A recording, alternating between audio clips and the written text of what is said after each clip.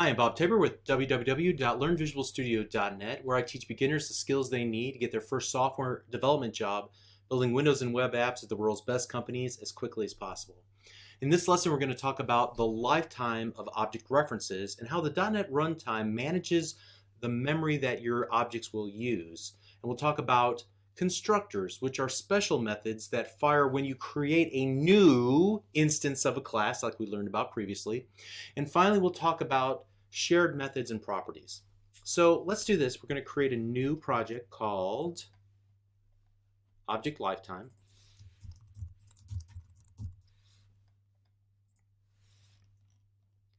And using the technique we learned from the previous lesson, I'm going to add a new car class. So I'm going to right-click, select Add Class. We're going to call it car.vb. And then what I'm going to do is I'm going to add the 4 properties for the car class that we used in the previous lesson. I just have them already copied to my clipboard. I'm going to paste them in like so. Okay.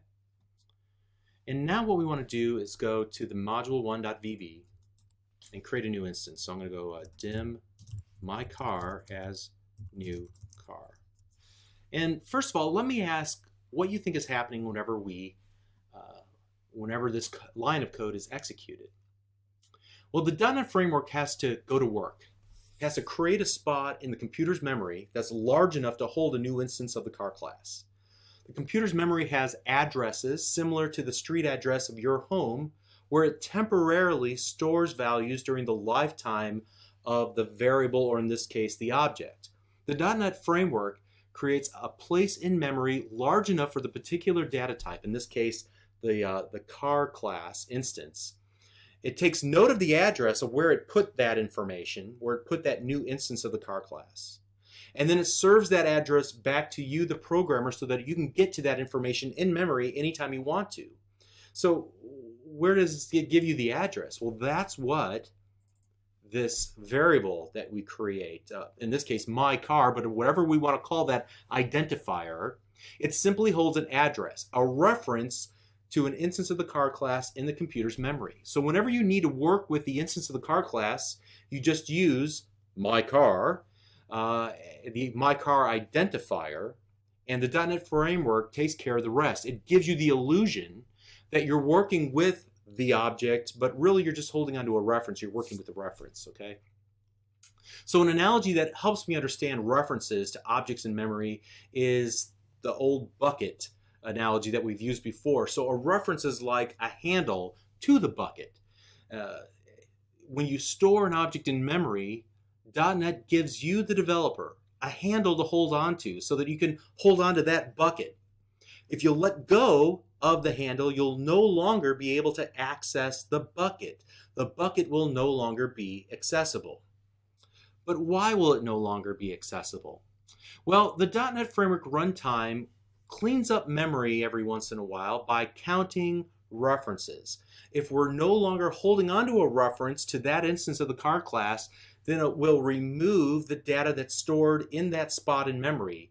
And this process is called garbage collection. So you can do something like this, where we actually set some properties like we saw previously, and then I can do my other car as car equals my car. And now you have 2 references, or 2 handles to that one object in the computer's memory. We've essentially attached a second handle to the bucket, so we can use either one to retrieve the data that's inside that bucket, so to speak. So another analogy, think of it like a string to a balloon.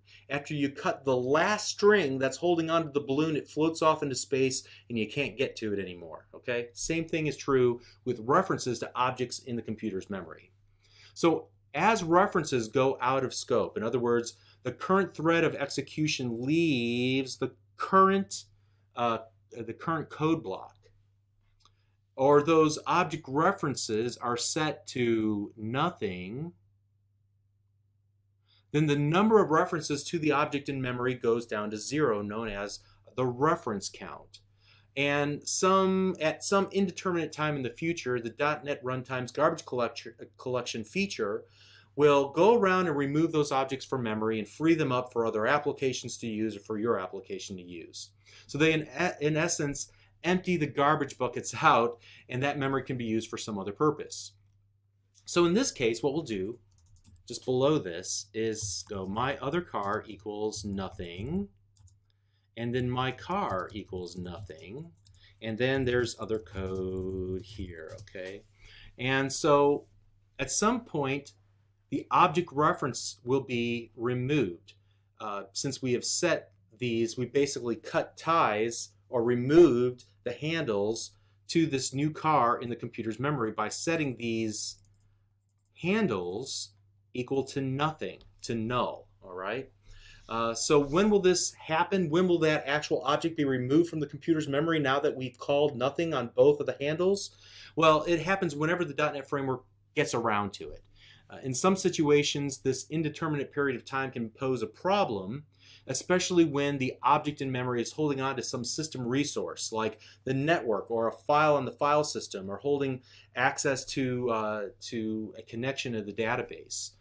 In these cases, you want to take a more deterministic approach to requesting that .NET remove the object from memory immediately. So in these cases, you want to learn more about deterministic finalization in .NET. That's a little bit of an advanced topic. We're not going to cover that in depth here.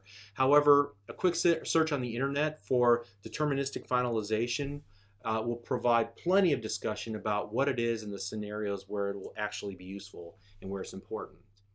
Okay. So we're doing great. We're understanding more about what's going on in memory whenever we create new instances, how we can set a reference to nothing and essentially remove, to cut all the references to the object. What happens when there's no references left? It gets removed by the garbage collector and it frees up the memory. That's all great. Let's talk about this line of code one more time. We've almost exhausted everything about it except this little open and closing parentheses operator. And we've talked about this for being the method invocation operator, right? Well, whether you realize it or not, you're calling a method whenever you create a new instance of the class. This method is called the constructor. It's a special type of method. It allows you, the developer, the option to write some code at the moment instantiation happens, at the moment when the new instance of your class has been created in the computer's memory. So constructors can be used really for any purpose. They're just a method, but you typically use a constructor to put the new object in the computer's memory into some valid state, meaning that you can use it to initialize the values of properties on the object and maybe even to perform some other logic that you have, all right? So a quick example of this, let's go back to our car class and actually implement a public sub new. So whenever you see public sub new in Visual Basic, think, oh, that's the constructor that gets called whenever we use the new keyword to create a new instance of that class, right? So let me just type a quick note here. You can choose to do this or just watch. You could load this from a configuration file, a database, etc. But in this case, I'm just going to hard code the make property of the new instance of the car class to Nissan for no particular reason.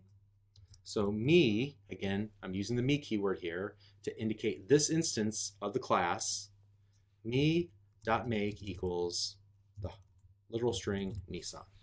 All right. So now, whenever we create a new instance of class, let me just comment out, let's comment out all this. And below here, I'll do console.writeLine mycar.make and console.readLine. So now what would you expect to be printed to screen? The value Nissan. Where did we set it to Nissan? We didn't use the property. We didn't set any properties here in module 1. It's in the constructor. We hard-coded it and set it to Nissan. Again, typically wouldn't do this. You'd retrieve this potentially from some configuration file, a database setting, whatever the case might be. Or let's talk about what really is a more a use case that is more typical out in the real world. So we talked about overloaded methods previously whenever we were looking at the console.writeLine method. I mean, remember there are like, console.writeLine, and we saw there's 18 overloads for this method. There's 18 different ways to call that method. And the reason there are so many ways to call it is to make it flexible enough to accommodate all the different data types without having to call a toString on that given data type, or without having to create 18 different WriteLine methods, WriteLine string, WriteLine integer, WriteLine new line, or whatever the case might be, okay?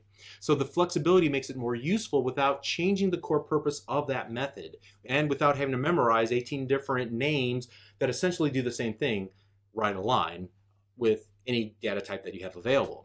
So you can create your own overloaded version of methods inside of your classes. We've already seen how to do that with helper methods. The same applies with your own methods that you create inside of your custom classes. And it's really easy to do. How did you do it when we worked with the helper methods? Yeah, you just change the method signature. In other words, you either change the number of input parameters or the data type of the input parameters, right? So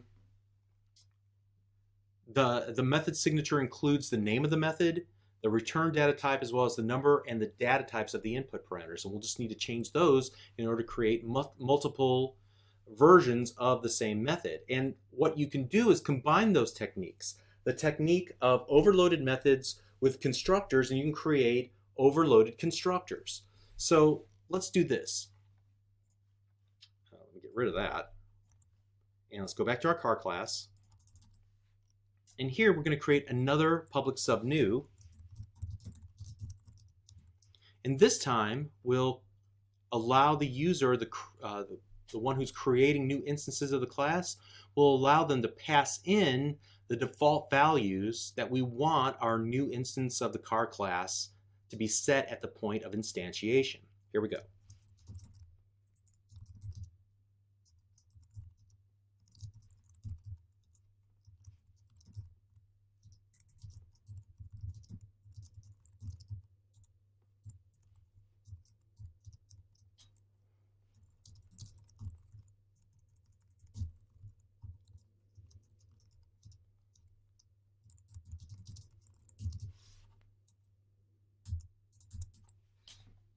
And now that we have those input, we just need to do this.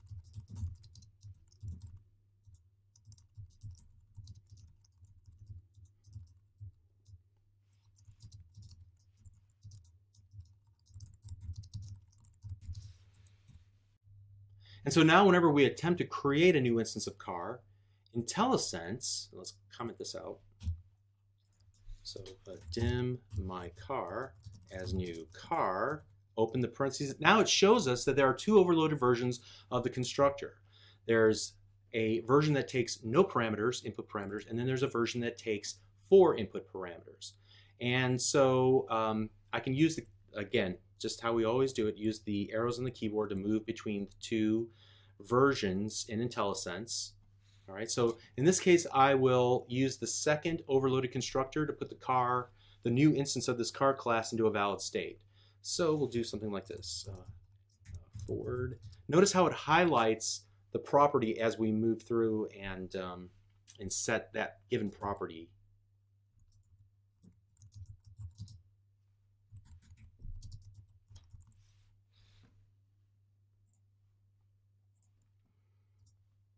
Okay, now whenever we attempt to console.writeLine, what will the make be? It's a forward this time because we used this version of the constructor, not this version of the constructor, all right?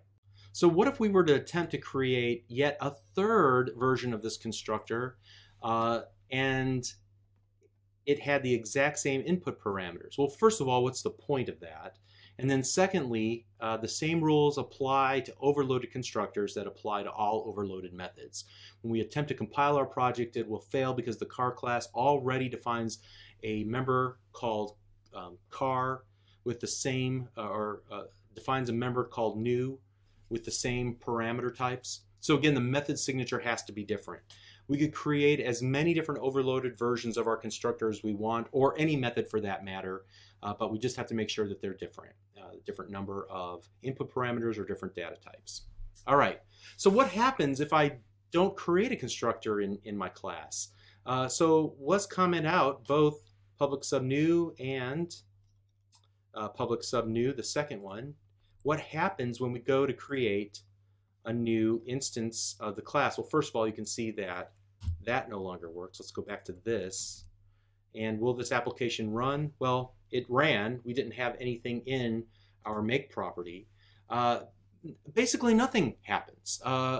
What happens behind the scenes whenever we compile our code is that a default constructor with no input parameters and no method body is created for you automatically by the compiler. So you still, no matter what, you have a constructor. You still have to use the open and close parentheses no matter what. It just won't do anything. The implicit default constructor has no input parameters, no method body. It's generated for you at compile time. Of course, as we've just seen, by defining one or more constructors, you're merely taking control of the process of instantiation. Also, many times, classes that we'll work with related to building .NET applications don't require you to create a new instance of them. So you might wonder it odd how we were able to just do console without creating my console, dim my console equals new console, and then call the write-line method.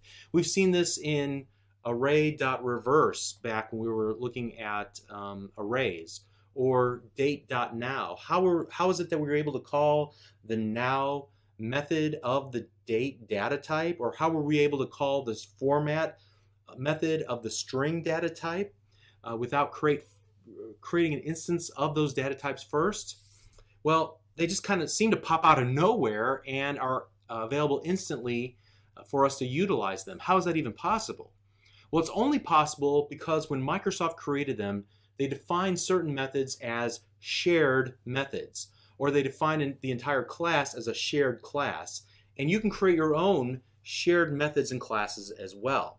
So just one quick note here, you might see the term static used. C# uses that term static. Most software development languages use the term static. If you hear that term, it's typically the same as shared in Visual Basic, okay? So again, our objective here at the outset is to help you utilize the .NET Framework class library. So just know that some classes you want to work with require you to first create an instance of the class, and others will be available to you as shared members of a given type, a given class. In other words, their shared methods will be available without requiring you to first create an instance like console.writeLine. But just so how you can see how these work, it's really simple. You just add the Visual Basic keyword shared to a method. So in this example, what I'm going to do is create a second class, and I'm going to do it right beneath the definition of this first class. Yes, you can create multiple classes inside of a single file. Typically, however, you separate them out into separate files. But I just want to show you that this is possible, and it prevents me from having to go and create another file. All right, so here we go.